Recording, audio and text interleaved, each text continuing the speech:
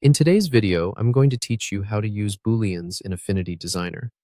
We're going to create a simple cutout using a rectangle and a circle, which is a great way to understand how Boolean operations work. Start by opening Affinity Designer and making sure the Vector tab is active at the top. This ensures you're working with vector shapes rather than pixels, which is essential for clean, scalable results. On the left toolbar, choose the Rectangle tool. Click and drag on your canvas to draw a rectangle. It can be any size you like. Think of it as the base shape you'll be modifying. If you want perfectly straight edges, don't worry.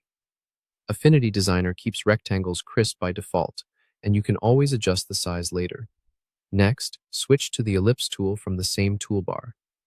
Click and drag to draw a circle that overlaps the rectangle. Aim to place part of the circle inside the rectangle and part outside so you can clearly see where the cut will happen. A little overlap goes a long way here.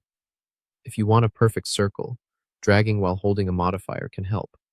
But the exact shape isn't critical for demonstrating the Boolean. Now pick the Move tool from the left toolbar. With the Move tool active, click and drag a selection box that covers both the rectangle and the circle. This marquee gesture selects them together.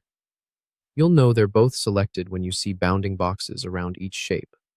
If only one is highlighted, try dragging a slightly larger box to include the entire area of both shapes. Look toward the top center of the interface to find the Context toolbar. Because you have two shapes selected, you should now see the Boolean icons appear. These are the controls that let you combine, subtract, and intersect shapes in various ways. For this technique, find the Subtract icon.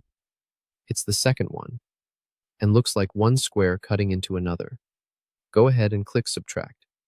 Instantly, the circle is removed from the rectangle, leaving a clean hole where the overlapping area used to be. Behind the scenes, Affinity Designer uses the top object to subtract from the object beneath it, and since the circle was drawn last, it sits on top and becomes the cutter. That's it, clean, precise, and incredibly useful. You've just used a Boolean operation to transform simple shapes into a more complex design. This approach is perfect for logos, badges, icons, or any artwork where you need crisp cutouts. Congratulations.